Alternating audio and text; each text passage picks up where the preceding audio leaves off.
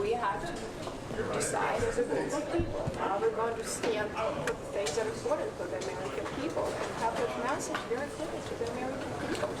Because we have so many issues in the country. We all worry about messages and politics. But we have serious issues that face in the country. We need to start governing, and I honestly care less. It will Senate slide along. It's ultimately we're independent chamber.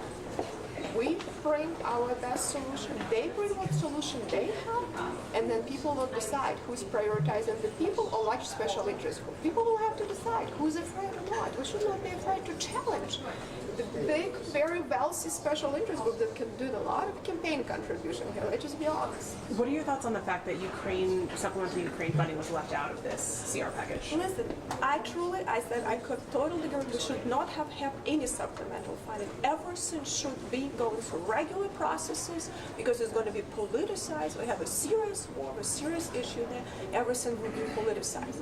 We haven't passed NDAA still, for both chambers. We haven't passed appropriations yet.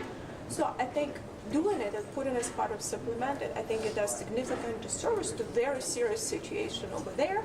Ultimately, that wasn't my decisions. I would have never approached that. I shared it with both chambers. Ultimately, they decide.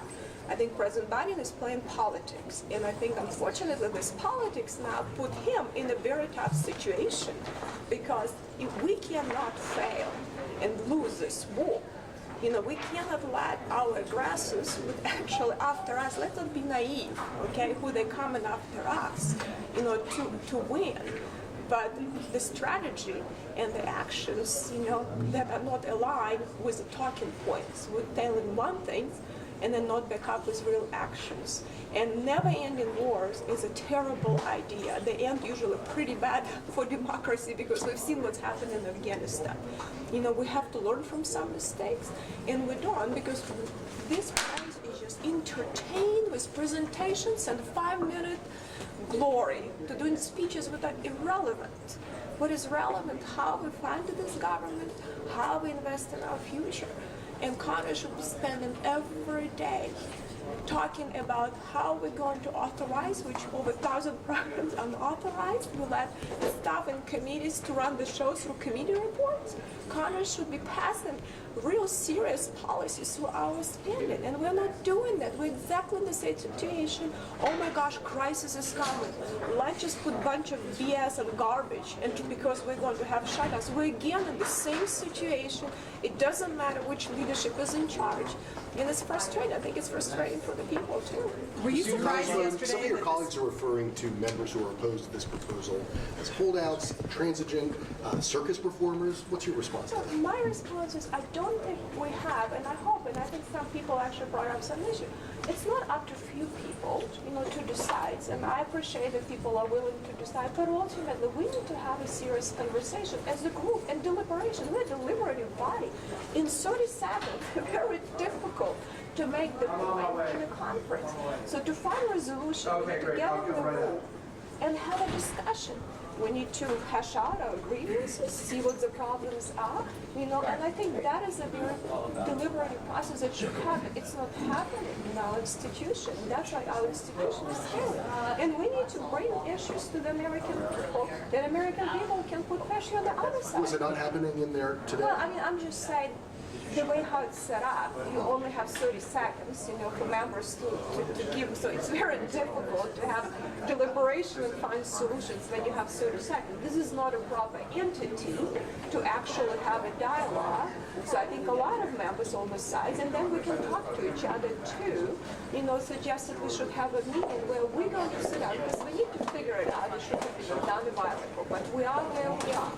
We need to figure it out now. You issued a statement yesterday, very critical of the leadership. Is there any way that the Speaker can bring trust to members and get members like you to vote for a CR? Listen, I have a very clear issue, and maybe because, unfortunately, I'm an accountant and CPA who actually understand the numbers. I understand the magnitude of a fiscal catastrophe that we're moving, and it is the most important national security issue that our country will be facing, and it is facing, and it's been punished for decades now, okay? No one wants to deal with that. because there is so much fraud and abuse in the system. Some will have to make tough decisions, what to do. But think about it, we have over 130 trillion of unfunded obligations. We're running shortfalls 2 trillion a year, and we're talking about 4 trillion collections. And at this point, our fiscal path, if government accountability office and CBO, just issue statements, they stand lattice, alarming lattice. We don't even have a plan how to. Let's not lie and say that we're going to balance things and in 5 years. It's a lie, okay? This is a pure lie. We're going to talk about that. Gimmicks of economy. But we have to move. Our debt was downgraded. What does it do? Our credit rating, what is it going to do? Interest rate is going to high. What is it going to do? Interest on debt will be the highest spending item for our modern national security. Short will surpass after World War II level back to GDP. I mean, this is an issue. We worry about like $5 billion to Ukraine. We borrow $5 billion there. A lot of this money go to China. Our interest is going to triple. We'll be $3 billion per day soon. I mean, we're talking the magnitude of this problem. So I'm just saying we got here one time. Congress didn't have the backbone to deal and be honest and find a solution. We cannot get out of here from overnight. But let's at least, we failed this year. We did. We had plenty of time from last year to do this. We failed. Our unauthorized spending is still at the same level. It's increasing. If we don't pass Farm Bill, our appropriation are not passing, and we haven't dealt with, the debt still increase, with our debt issue. But let's at least have next year some plan when we have next year debt ceiling increase, that we can have a conversation with American people, put everything on the table, say here is an issue. We have to save this country, and incrementally at least moving in a positive direction and have a plan. Even at least over 75 years, let's just be honest with it. It will actually help the economy. It will help with inflation and all the things that our adversaries are doing, trying to undermine us as a reserve currency. People don't understand the implication. The programs are going bankrupt. In 5 years Medicare, in 10 years Social Security. For some people maybe it doesn't matter, but some people that rely on it, it's going to hurt them significantly. It's going to affect lives of Americans. Inflation is destroying middle class. The biggest asset, real estate for most Americans, to create middle class, is not just unaffordable, becoming unachievable.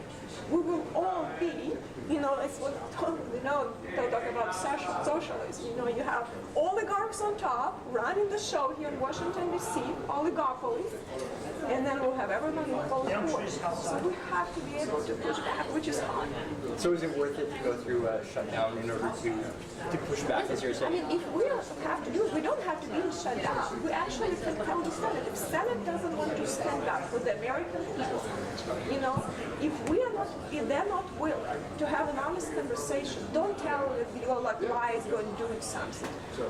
We can pass this legislation and say we have to have a serious conversation to incrementally start getting us out. And Senate can say, you know what? I don't care about the people. I don't care about the debt.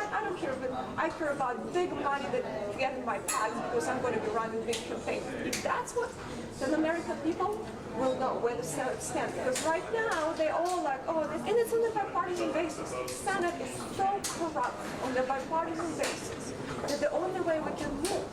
And that's because unfortunately these people don't have to run like we do. Unfortunately with the 17th Amendment they don't have to worry about the states. Some of them don't know where the states are. Okay, we changed the structure where now they all care about how much money they get in their packs because expensive, this election is so expensive. So they don't care. But you know what? We have much tougher people who are more accountable because we have to run every 2 years. This chamber can only be the solution. And this chamber has to stand up against the other chamber. And I'm not saying because they're all the same. I hate to tell you, very few people there doing any governing, which should happen. Because the Senate was set up to have a long-term policies. But that's why they were elected for 6 years, so we don't have instability and jerk around sometimes retroactively. This is actually very destructive for the country to keep changing the laws, even retroactively several times a year, having predictability. They're not doing anything. What are they trying to pass? Talk to some of the senators. What are they trying to accomplish over there? Do they have any policies? What are they doing there? I would love you to ask them, what is your real policy agenda as an institution? What you're trying to accomplish? Where's all of the bills and legislation? What do they try to do? I cannot figure it out. I'm just saying, not because I'm Democrat. Ask Republicans too. What are you standing for? What are you fighting for? So Nothing. it sounds like you want to pass the 12 appropriations bills and go through a shutdown and review Listen, that. I want us to find a solution, and a solution should. But what is it? we What need is the to- solution that you're talking about? We need to force this commission that will force the Senate to vote on some of the real savings. That gives a proposal that will force them to vote at the end of next year when we have to do next debt ceiling increase, that we're actually going to be saving billions of dollars until at least start with some fraud and abuse in the system. At least start with some. I sent a letter to President Biden, Chuck Schumer, and Kevin McCarthy. 5 items in Medicare which Obama and Trump supported, bipartisan states even say no on some of this item. People like labor unions, Americans for Prosperity, Heritage, and Families USA support some of this issue. They never usually support it together. With billions of dollars in fraud and abuse. That was $1.8 trillion. That is a significant, and this is, I just give example of 5 items. Let's at least find something that we can find bipartisan support to move the needle, and with the rest, we can deliberate, because we need to communicate to American people, get them on board, and hopefully we'll have someone running for president who actually wants to do something meaningful and willing to get American people on board. I think it's important, but Congress on fiscal issues, we can do some things too. We don't always have to look and have, actually we are a much more powerful branch on these issues. We should look at some of this stuff, but unfortunately, we cannot just have another commission for next Congress. We cannot even commit next Congress. It's unconstitutional for us to tell what next Congress can do. We can only control what we are doing, but we have to force the Senate to take some votes on some of this issue. And if they go not wanting to vote, that's okay. So is What do you leadership think failed about by not? McCarthy criticizing you for quitting? Well, listen, Kevin, I don't think it's a good idea to go personally like that, unfortunately, he might, get unlucky and might change my mind, so, so I don't think it's a good idea for him, because he gets me pissed off, and I really, I feel, I feel my responsibility it's for my leadership of my party. I never like leadership of other party. I don't support it. I have significant differences. I'm sometimes engaged in debates, even with people that I might be disagreeing on some other issues, but I am accountable for my party. And if my party is not willing to lead, I am going to attack my party.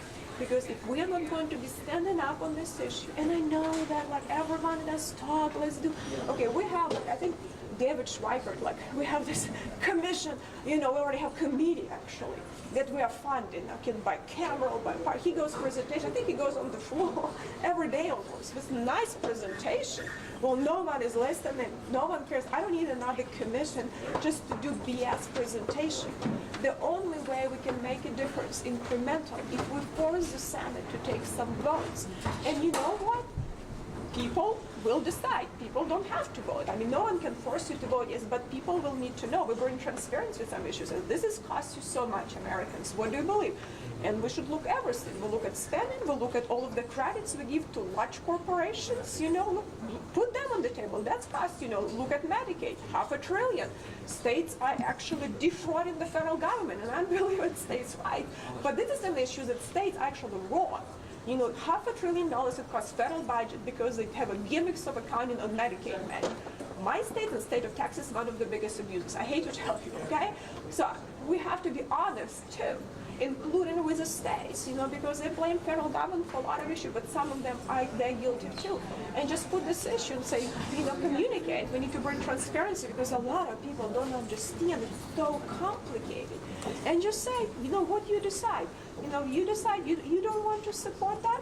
Well, you're not going to be supporting that, but take the votes so at least we have some incremental change. Do you have any response to Zelensky's visit? Anything to say about his visit? Listen, I have to tell you, my frustration with UN is this is the place, I hate to tell you, UN not just failed Ukraine, they failed in Africa, Middle East. We have a lot of suffering and a lot of instability around the world. These people have been on the ground, they sit in nice hotels, drive very expensive cars. I haven't seen them on the ground in very significant conflict zones. So I don't even know what the purpose of these organizations are. And maybe they had a purpose, they were set up for a different reason. But we have to acknowledge that it failed, and we have to think about it. We should not have such a brutal and terrible wars happening, in our century. We shouldn't have that. People don't realize the magnitude of a conflict. So what is UN is doing? I'm trying to figure it out. And why we are funding this institution that does not even promote policy that we agree with. I hate to tell you, but a lot of things, a lot of countries, I just went to the Middle East, they're not funding, they say we're not funding corrupt UN. Why are we doing that? And then on top of it, we still have to spend money directly. So I would like us to figure it out what's happening. So, I mean, it's all great. They're going to have nice presentation. They're going to have good meetings, good dinners, and talking all this hush-hush politics. In the end, nothing is going to change. We have people dying in Syria that people even forgot about that. I mean, it breaks my heart. These people, no one cares about them. We have conflicts, all across Africa. We see what happened in Yemen. We see what's happening in Libya. I mean, we see what's happening in this country. I mean, a lot of people are getting killed. Where is UN? What are they doing even there? So what I'm just saying, maybe they're not set up. So I don't know what they're having these meetings for. Just to do like a speeches and say, great, visit New York nice steak restaurants? I don't know what the point. So I mean, it's good, to come for him, but I just don't see the coming purpose. here. He's coming here. Well, but they're going to be in UN and here, and I think, listen, my frustration, and you know very well, I truly believe never-ending wars is a bad idea. The strategy to do that, I completely disagree. President Biden, ultimately, he is the president of the United States. They're lucky that I cannot be one, okay? But I think he has to decide. But his strategy and actions, I think, are bad, and they will fail. I hate to say that. And What a lot specifically of people, about the strategy actions? because I'm telling you, just the things in the war, you can either decide that you're going to win and put back up this action, or not to lose. I mean, it's Ukraine who's You do fighting the bare war, right? minimum. Listen, Ukraine is fighting the war. The West is ultimately supporting the war. And the West have to make a decision. If the West decide, which we had a discussion, Ukraine gave up nuclear weapons and assurances, not guarantees, with very clear assurances, but signed by United States, UK and Russia on territorial integrity. We signed an agreement. We forced Ukraine, which rightly so, to give up nuclear weapons. Rightly so. I truly believe we needed to do that. But now, when Ukraine in this major war, is going to be very difficult discussions, and Ukrainians are willing to fight and die for their freedoms, which each country should be. But then we need to decide, how do you deter an aggressor? And aggressor's appeasement doesn't work. So if we would have supplied these weapons quick and as much before the war, Putin wouldn't have moved in. He's not suicidal or idiotic. He might be an evil, but he's not stupid, okay? But we didn't do deterrences. We let him get into Crimea. We let him go in the east, and then under Trump he didn't want to move because Trump was unpredictable, and he gave some weapons, probably could have done more, but that's a different conversation. At least he was afraid to move because he knows that Trump can move in any direction, and now he saw what happened in Afghanistan, he saw the problems within Ukraine, and he decided to move. Well, it's unfortunate, but democracy failed, the diplomacy failed. It will be someday diplomacy, but unfortunately when you deal with people like that, to get them to the table, you can now only do it with weapons. And if you do just bare minimum, all this fighting even they're doing now, it's been authorized for a long time. If you want to think that it's going to be a 20-year war, well, I have a different ideas how the war should be won. But I am not just making these decisions. I can do my part. Ultimately, presidents decide. They're the leaders of executive branch actually make decisions like that. How worried are you that your own party is not going to support this aid? I don't underestimate Russian propaganda. Russians are very good, and I said the longer you have the hybrid warfare, they've been for a long time. They take left and right, whatever convenient, and try to destabilize. They're very good. You saw what Wagner Group even did within our elections. I mean, they're just good at it. I hate to tell. They spend enormous amount of time and money to be able to, to pretty much spew propaganda on social media and be able to get people all agitated. They use the right techniques. I mean, when I read the Mill report, I thought it's brilliant. I should hire them as my consultants for campaign. They do better jobs than we do. I mean, I hate to say that. So I think they've been very effectively now, make our base very upset. And they use a lot of different reasons, and the failures in a lot of other, areas that the president is not dealing with allows them to do that propaganda, doing some politic, and last year also allowed them, and they're taking advantage of that. So they've been, they advance quick, so I have to tell you, they don't even have to attack us here. They have from outside ability to do that. I think that is going to be a big challenge now, but I also think it's important to communicate to our base and our people, and American people, the importance and what is at stake and why it's important for American people to win this war against a very serious aggressor. So I don't think that's been communicated enough. How it is a national interest for our country, how it benefits our national interest, because ultimately it's about our country. I hate to say, if we fail, no hope for anyone. The strengths of foreign policy and the peace of the world will be dependent on the strengths of our country. So I think President Biden should be spending more time getting Americans. It's great to have other countries and all of this allies. It's great, but ultimately they will stand on the issue if America stands on the issue. Let's just be honest. We need to do a better job persuading. Yeah, we have to. We have to. And if American people not supporting that, I mean, everything will fall apart. So we have to do that. And American people are very generous. And American people do help a lot. But American people are tired too. They're tired of Washington D.C. not hearing the truth. I'll be honest with you. I know I'm a legislator who does town halls in my state. And people hate it a lot. I go open town hall. I tell them the truth, and people get shocked. It's like, people are not that stupid. People understand that we're lying. They're just frustrated. I think frustration is also bad for the country. And Russia and China will take advantage of that and try to polarize us even more, because their goal to destabilize anything they can. They destabilize, create conflict, send weapons, cheap weapons to fight wars, and they're doing it. You see what's happening in Africa. You see what's happening, in South America. They're trying to do the same things in Europe.